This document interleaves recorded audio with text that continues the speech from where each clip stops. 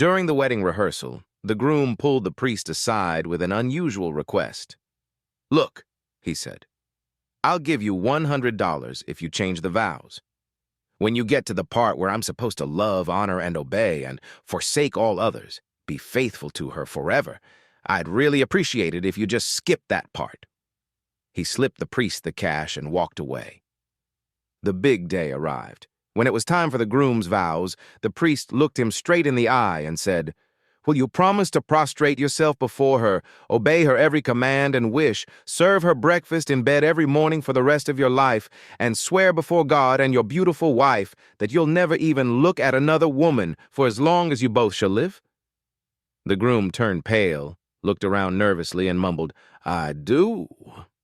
After the ceremony, he grabbed the priest and hissed, "Hey, I thought we had a deal." The priest calmly slipped the $100 back into his hand and whispered, "Sorry, the bride's father made me a much better offer." Jim proposed to Sandy, and she happily accepted, but not before sharing something important. She told him about a childhood illness that had affected her development. Jim reassured her, saying, "That doesn't change how much I love you." Wanting to be honest, Jim also shared a secret. "I need you to know, my size down there is like that of an infant." Sandy thought for a moment and then smiled. "That's okay. I love you for who you are, not just for that." On their wedding night, excitement filled the air as they finally had their moment alone. As Sandy reached into Jim's pants, she suddenly gasped, screamed, and ran out of the room. Jim rushed after her. "What's wrong?" he asked, confused. Catching her breath, she stammered, "You said it was the size of an infant." Jim grinned. "It is 8 pounds, 7 ounces, and 19 inches long." Two old guys are pushing their carts around Walmart when they collide. The first old guy says to the second guy, "Sorry about that. I'm looking for my wife, and I guess I wasn't paying attention to where I was going." The second old guy says, "That's okay. It's a coincidence. I'm looking for my wife, too. I can't find her, and I'm getting a little desperate." The first says, "Well, maybe we can help each other. What does your wife look like?" The second old guy says, "Well, she is 27 years old, tall, with red hair, blue eyes, long legs, and big busted, and she's wearing short shorts. What does your wife look like?" The first old guy says, "Doesn't matter. Let's look for yours." When Bill turned 65, he decided it was time to retire and enjoy life. But after just a few months of him being home all the time, his wife was losing patience. "Bill, you need to find a hobby. Join a club. Do something. Just get out of the house," she insisted. Wanting to keep the peace, Bill went out for a few hours and returned home feeling quite accomplished. "So what did you do today?" his wife asked. "Oh, I went to the park, hung out with some guys. And guess what? I joined a parachute club." "A what? Are you out of your mind? You're 65 years old and you're jumping out of airplanes?" "Yep, look, they even gave me a membership card." His wife snatched the card from his hand, squinted at it, then gasped, "Bill, you idiot, this says prostitute club, not parachute club." Bill's face turned pale. "Oh no, now what do? I already signed up for 5 jumps a week." A blonde got caught in a blizzard. It was snowing heavily and blowing to the point that visibility was almost zero when the little blonde got off work. She made her way to her car and wondered how she was going to make it home. She sat in her car while it warmed up and thought about her situation. She finally remembered her dad's advice that if she got caught in a blizzard, she should wait for a snowplow to come by and follow it. That way, she would not get stuck in the snowdrift. This made her feel much better, and sure enough, in a little while a snowplow went by and she started to follow it. As she followed the snowplow, she was feeling very smug as they continued, and she was not having any problem with the blizzard conditions.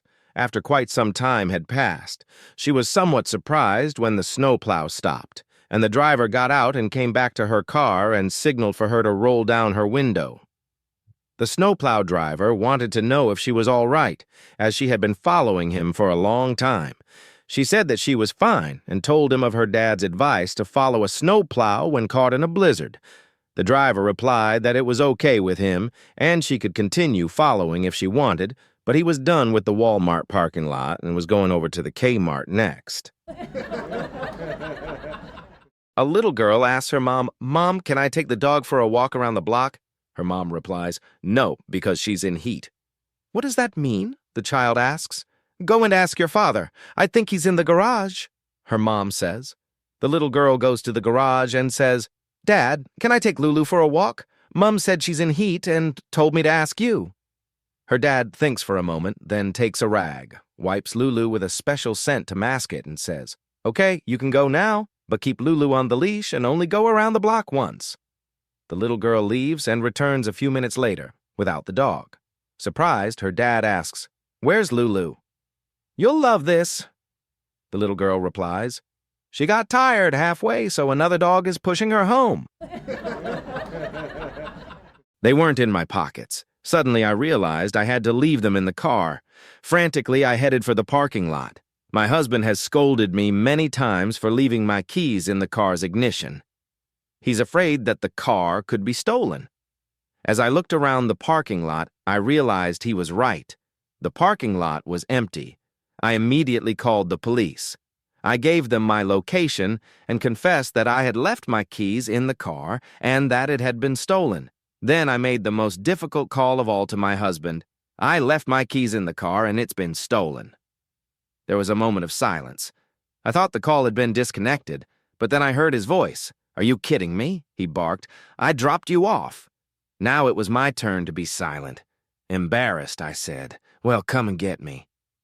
He retorted, "Just as soon as I convinced this cop that I didn't steal your damn car." After 35 years of marriage, a husband and wife went to see a therapist.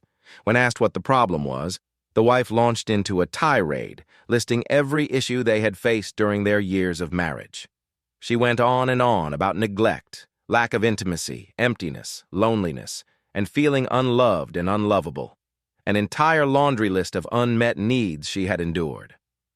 Finally, after allowing her to speak for a sufficient length of time, the therapist got up, walked around the desk, and after asking the wife to stand, embraced and kissed her long and passionately while her husband watched with a raised eyebrow. The woman fell silent and quietly sat down as though in a daze. The therapist then turned to the husband and said, "This is what your wife needs at least 3 times a week. Can you do that?" The husband replied, "Well, I can drop her off here on Mondays and Wednesdays, but on Fridays, I fish." One day, while conducting door-to-door market research, a man knocks on a door and is greeted by a beautiful young housewife. He's gathering information about a particular petroleum jelly product, how it's being used and by whom. "Hello," he begins. "I'm conducting research for a petroleum jelly manufacturer. Have you ever used this product?" "Yes," she replies. "My husband and I use it in the bedroom." The researcher is momentarily stunned by her blunt response, but quickly regains his composure. I admire your honesty," he stammers. "Can you tell me exactly how you use it?" "Sure," she says. "We put it on the doorknob so the kids can't get in." A married couple in their early 60s was out celebrating their 35th wedding anniversary in a quiet, romantic little restaurant. Suddenly, a tiny yet beautiful fairy appeared on their table and said, "For being such an exemplary married couple and for being faithful to each other all this time, I will grant you each a wish." "Ooh, I want to travel around the world with my darling husband," said the wife. The fairy moved her magic wand and abracadabra, 2 tickets for the new QM2 luxury liner appeared in her hands. Now it was the husband's turn. He thought for a moment and said, "Well, this is all very romantic, but an opportunity like this only occurs once in a lifetime, so I'm sorry, my love, but my wish is to have a wife 30 years younger than me." The wife and the fairy were deeply disappointed, but a wish is a wish. So the fairy made a circle with her magic wand and abracadabra. The husband was 92 years old. In the cozy kitchen, just before leaving for another long deployment, an Army officer shares a tender moment with his wife. He starts, "Sweetheart, I'm going to be away for another year." Her eyes fill with both affection and worry. "Oh, I'll miss you terribly," she replies. With a playful glimmer in his eye, he adds, "I'll miss you too, and these lovely ladies of yours." Blushing, she teases, "Maybe you should give them some extra attention now to make up for the coming year." His face immediately brightens. "Absolutely. I promise to squeeze a little extra love into every month I'm gone." And so he begins his countdown. May, a gentle squeeze; June, another squeeze; July. And he continues, naming each month with a playful rhythm. Suddenly, he notices their 10-year-old son, Michael, quietly standing nearby. In a rush, his wife exclaims, "Oh my goodness, Michael, when did you get here?" After a moment of thoughtful silence, the boy shrugs and replies, mid-September? At about 3:30 in the morning, a wife wakes up to find she is alone in bed and hears her husband crying uncontrollably. She gets up and starts looking for him. He's not in the bathroom, living room, or kitchen. As she passes the laundry room, she hears faint sniffles coming from the basement. She turns on the light and goes downstairs to find him. Finally, she sees him huddled in the corner, curled up in a ball, crying hysterically. She runs over to him and asks why he's crying. He says, "Do you remember when we got married 20 years ago?" She looks at him and says, "Yes." He says, "Well, a couple of months before, your dad said I could either marry you or go to jail." She replies, "I already know that. I don't see what the problem is." He says, "Don't you see? I would have gotten out today." Mike was about to marry Karen, so his father decided to share some wisdom with him. "Mike," he said, "on my wedding night, I handed your mother my pants and told her, 'Try these on.' She did and said, 'They're too big, they don't fit.' I replied, 'Exactly. I wear the pants in this family.' Ever since then, we've never had any problems." Mike thought this was great advice. On his honeymoon, he handed Karen his pants and said, "Try these on." She tried them and said, "They're too big. They don't fit." Mike confidently replied, "Exactly. I wear the pants in this family." Karen smiled, took off her own garment, and handed it to Mike. "Here, try these on," she said. He tried but couldn't fit into them. Karen then said, "Exactly. And if you don't adjust your attitude, you never will." There was a blonde boy and a blonde girl in a bathtub having a bath. Suddenly, the blonde girl looked down at the boy and asks, "Can I touch it?" The boy replies, "No way, you already broke yours off." A teenager rolled up to the Mexican border on a bike. He had a sack of sand in his hand. "What's in the sack?" asked the Border Patrol officer. "Just sand," said the kid. The officer didn't believe him, so he opened the sack up to find just sand. The officer dumped the empty sack and dug through it, but he only saw sand. He even took a sample to a lab to have it tested, but all signs showed it was pure sand. Reluctantly, the officer let the kid go. The next day, the same kid rolled up on his bike to the Mexican border with another sack in his hand. Again, the officer asked what was in the bag. He searched through the bag and once again had the sack tested for its contents, but it was just sand. The officer had no choice but to let the kid leave again. This went on for years. The officer was sure that one day the kid would have something else in the sack, and eventually he drove himself to insanity. He was fired and became a heavy drinker. One day he was at the bar when the teenager who had been crossing the border every day with a sack of sand sat down next to him. The ex-Border Patrol officer looked at him and pleaded, "Look, all those times you were crossing the border, I know you were smuggling something. Please just tell me what it was and give me some peace of mind. I don't even work as a cop anymore." The kid said, "Bikes." A Polish man married a Canadian woman after living in Canada for about a year. Though his English wasn't perfect, the couple got along well. One day, however, he rushed into a lawyer's office and asked, "Can you arrange a divorce for me? Very quick." The lawyer explained that the speed of a divorce depended on the circumstances and began asking questions.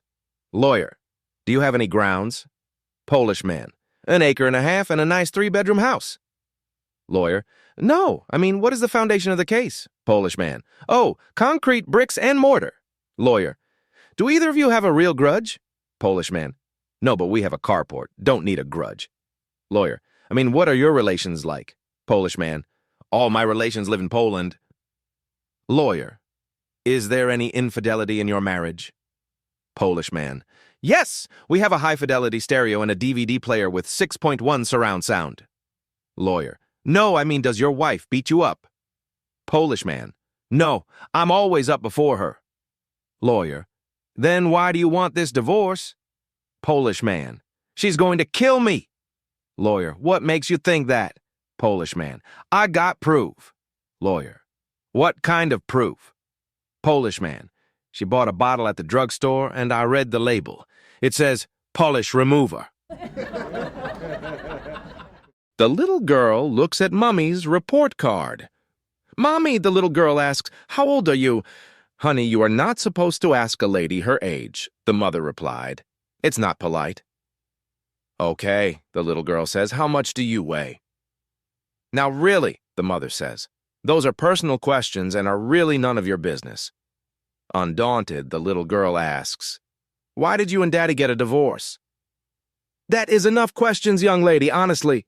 The exasperated mother walks away as the two friends begin to play. My mom won't tell me anything about her, the little girl says to her friend.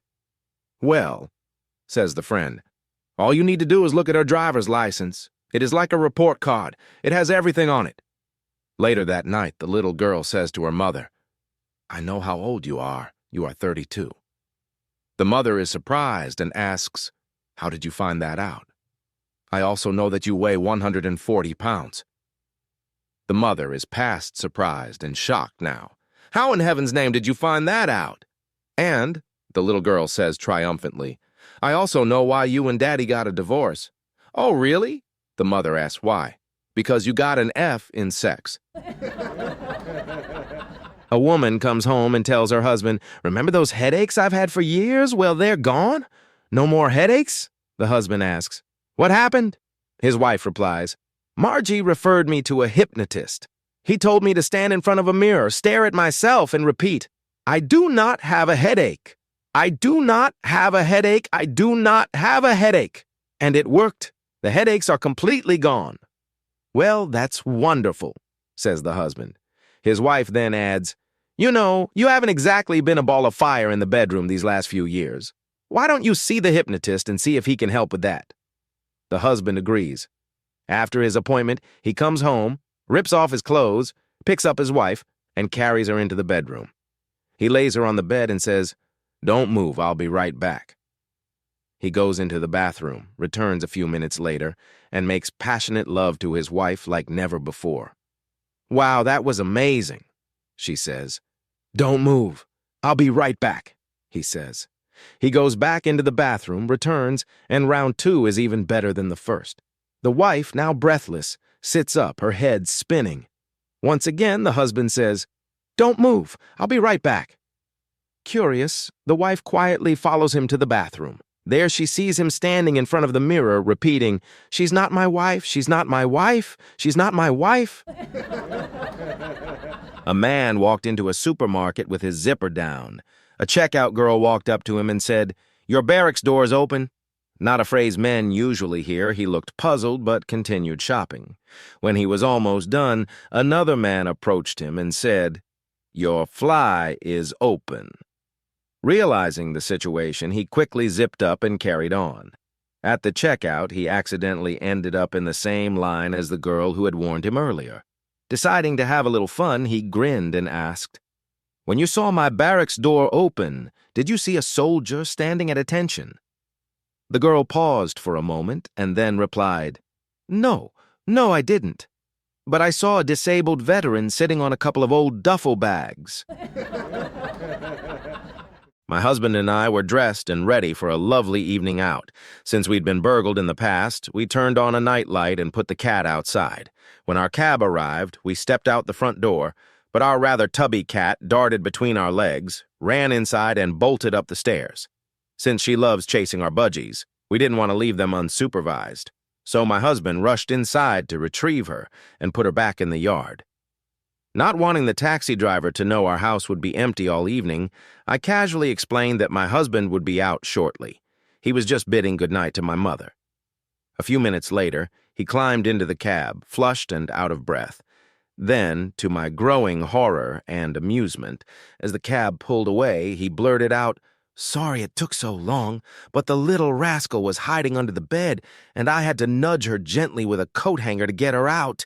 She tried to bolt, so I carefully picked her up and wrapped her in a blanket so she wouldn't scratch me like last time. But it worked. I carried her chunky self down the stairs and put her back in the yard. She'd better not make a mess in the vegetable garden again. A man is on his deathbed, and he asks his wife, Martha, "Soon I will be gone forever. And there's something I have to know. In all these 50 years of marriage, have you ever been unfaithful to me?" Martha replied, "Well, Henry, I have to be honest with you. Yes, I've been unfaithful to you 3 times during these 50 years, but always for a good reason." Henry was obviously hurt by his wife's confession, but said, "I never suspected. Can you tell me what you mean by good reasons?" Martha said, "The first time was shortly after we were married, and we were about to lose our little house because we couldn't pay the mortgage. Do you remember that one evening I went to see the banker, and the next day he notified you that the loan would be extended?" Henry recalled the visit to the banker and said, "I can forgive you for that. You saved our home. But what about the second time?" Martha asked, "And do you remember when you were so sick, but we didn't have the money to pay for the heart surgery you needed? Well, I went to see your doctor one night, and, if you recall, he did the surgery at no charge." "I recall that," said Henry.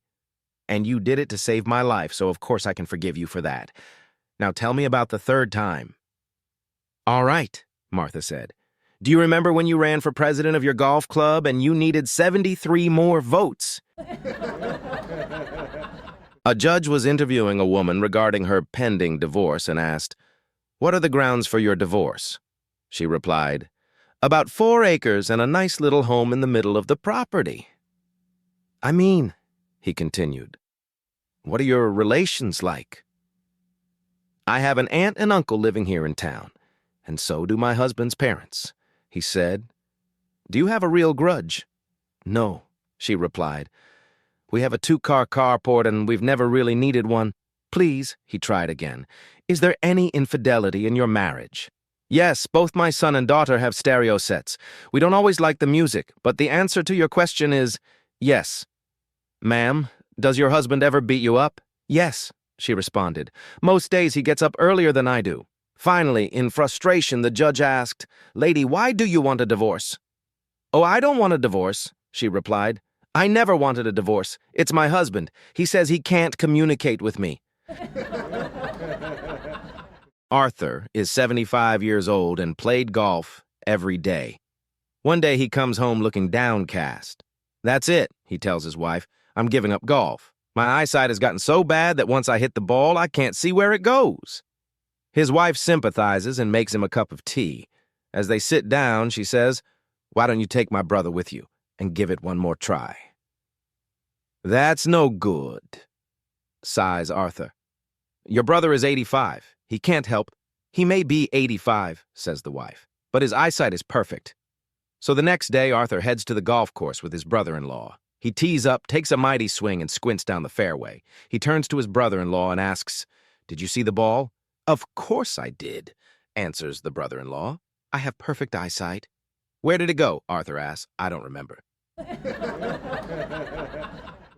A man came home from work to find his 3 children outside, still in their pajamas, playing in the mud, with empty food boxes and wrappers scattered around the garden. The door of his wife's car was open, as was the front door to the house, and there was no sign of the dog.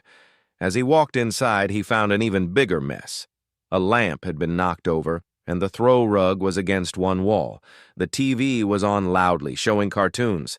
The family room was filled with toys and various items of clothing. In the kitchen, dishes were piled in the sink. Breakfast food was spilled on the counter. The fridge door was wide open. Dog food was scattered on the floor. A broken glass lay under the table, and a small pile of sand was spread by the back door. Worried, he quickly headed upstairs, stepping over more toys and piles of clothes, looking for his wife. He feared she might be ill or something serious had happened. He was met with a small trickle of water coming from the bathroom. As he peeked inside, he found wet towels, soap, and more toys scattered on the floor. Miles of toilet paper were piled up, and toothpaste had been smeared on the mirror and walls. Rushing to the bedroom, he found his wife still curled up in bed in her pajamas, reading a novel. She looked up, smiled, and asked how his day went. He stared at her, bewildered, and asked, "What happened here today?" She smiled again and replied, "You know how every day when you come home from work you ask me what I do all day?" "Yes," he said, still in shock. "Well," she said, "today I didn't do it." The other day, a woman decided to test how her husband would react if she left without telling him where she was going. She wrote him a letter saying she was tired of him and no longer wanted to live with him. After writing the letter, she placed it on the table in their bedroom and hid under the bed. When her husband came home, he saw the letter, read it, and then wrote something on it. He started changing his clothes, singing and dancing, then grabbed his phone. He dialed someone and said, "Hey, babe, I'm just changing clothes, then I'll join you. As for the other fool, it's finally hit her that I've been fooling around and she left. I really regret marrying her. I wish I'd met you earlier. See you soon, honey." He then walked out of the room.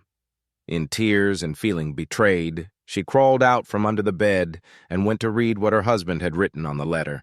It said, "I can see your feet, you idiot. I'm going to buy bread." A wealthy married man was having an affair with an Italian woman. One evening, she confided in him that she was pregnant. Not wanting to jeopardize his marriage or reputation, the man offered her a large sum of money to move to Italy and have the baby in secret. He also promised to provide child support until the child turned 18 if she stayed there to raise the child. The woman agreed, but asked how he would know when the baby was born. To keep things discreet, he told her to send a postcard with the word spaghetti written on the back. Once he received it, he would arrange for the child support. Months later, the man returned home to his puzzled wife. She handed him a postcard from Italy and said, "This is a bit odd." Trying to play it cool, he said, "Oh, just give it to me, I'll explain later." But as he read the card, his face turned pale and he fainted. The postcard read, "Spaghetti, spaghetti, spaghetti. 2 with meatballs, 1 without. Send extra sauce." A man was sitting on the edge of the bed watching his wife as she admired herself in the mirror. With her birthday just around the corner, he asked what she'd like as a gift. "I'd like to be 8 again," she replied, still gazing at her reflection. On the morning of her birthday, he got up early, made her a big bowl of Cocoa Pops, and whisked her off to Adventure World theme park. What a day it was! He took her on every ride, the death slide, the wall of fear, the screaming roller coaster, everything. 5 hours later, they stumbled out of the park, her head spinning and stomach churning. Next, he treated her to McDonald's, ordering a Happy Meal with extra fries and a chocolate shake. To top it off, they went to the movies, complete with popcorn, soda, and her favorite candy, M&Ms. Finally, they made it home, and she collapsed into bed, utterly exhausted. With a big smile, her husband leaned over and asked, "Well, dear, what was it like being 8 again?" Her eyes opened slowly, and her expression changed. "I meant my dress size, you idiot!" A couple was celebrating their golden wedding anniversary on the beautiful beaches of Montego Bay, Jamaica. Their peaceful and loving relationship had long been admired by everyone in town. A local newspaper reporter, curious about their secret to a happy marriage, asked the husband how they managed to stay so harmonious for 50 years. The husband smiled and said, "It all goes back to our honeymoon in America." He continued, "We visited the Grand Canyon in Arizona and decided to take a horse ride down to the bottom of the canyon. Not long into the trip, my wife's horse stumbled and she almost fell off. She calmly looked at the horse and said, 'That's once.' A little further along, the horse stumbled again. My wife, just as calm, said, 'That's twice.' Before we had gone half a mile, the horse stumbled a third time. Without a word, my wife pulled a revolver from her bag and shot the horse dead. I was shocked and yelled, 'What is wrong with you? Why would you do that?' She turned to me, looked me in the eye, and said calmly, 'That's once.' And from that moment on, we've lived happily ever after." A man escapes from prison after being locked up for 15 years. He breaks into a house looking for money and weapons and finds a young couple in bed. He orders the husband out of bed and ties him to a chair, then ties the wife to the bed. He gets close to her, but then gets up and goes into the bathroom. While he's in there, the husband whispers to his wife, "Listen, this guy's an escaped convict. Look at his clothes. He's probably been in jail for years and hasn't seen a woman in a long time. I saw how he was close to you. If he wants anything, just go along with it. We need to stay calm. He could be dangerous. Be strong, honey. I love you." To which his wife responds, "He wasn't being close to me. He was just talking to me. He told me he was gay, thought you were cute, and asked if we had any lotion. I told him it was in the bathroom. Be strong, honey. I love you too."